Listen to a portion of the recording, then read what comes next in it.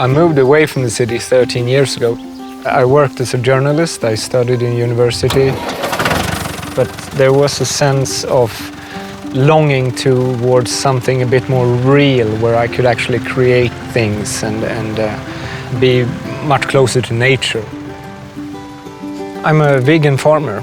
That's a bit unusual, but that's what I am. It's a long story.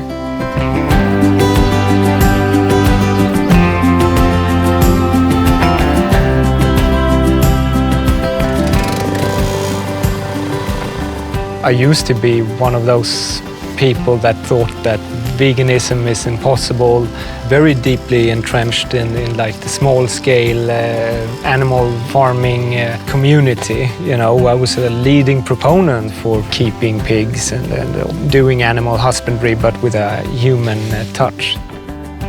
Well, as our business grew, our farm expanded and our shop started selling more and more meat and eggs and milk.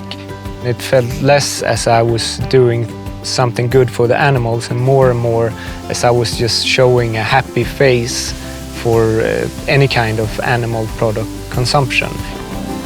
It felt like I was a poster boy for the animal industry in itself. So that didn't feel so good, to be honest.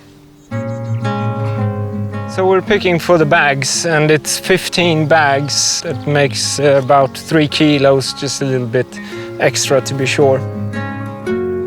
I came across veganism on YouTube, actually, and a lot of the things they were saying started to make a lot of sense. The first year or so was really difficult. I made a lot of enemies, unfortunately, because most of my friends were also farmers with animals on their farm. And when I started posting on Facebook that I was a vegan and I was against killing animals and all that stuff, and that wasn't too popular with my farmer friends. There were just so many questions also that we had to answer. What are you going to eat instead? It's not easy to make a dietary change, but it's even more difficult to make a change on a farm. Our whole infrastructure, everything we had on the farm was based around animals. We sold the animals, took down all the fencing, we tore down the animal houses. And if you don't have animals, you still have to produce something on your farm, obviously, and we put a lot of effort into growing different beans and legumes.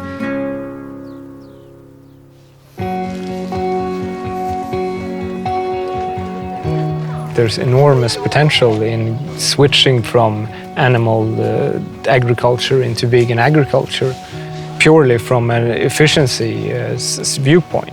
You know, if you grow 1 hectare of beans and compare that to 1 hectare of grass for sheep, you will find that the beans produce, I think it's up to 10 times as many calories on the same amount of land.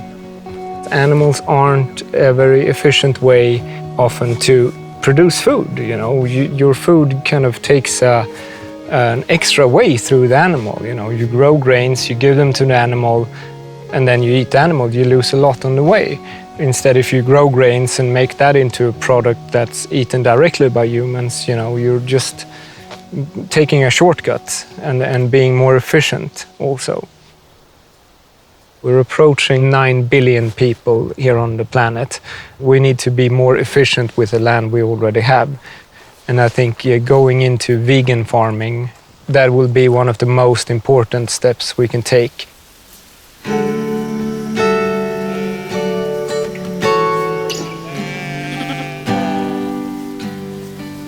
I still have friends who have animals. I don't mind that. There's many places that are not suitable for vegan farming. You can only grow grass there. This is one of them. It's a beautiful place. There's no one model that fits everybody. Different farms have different possibilities, and you have to adapt to the way your farm is. And this is a beautiful place where animals graze. I like that also. But there should be alternatives.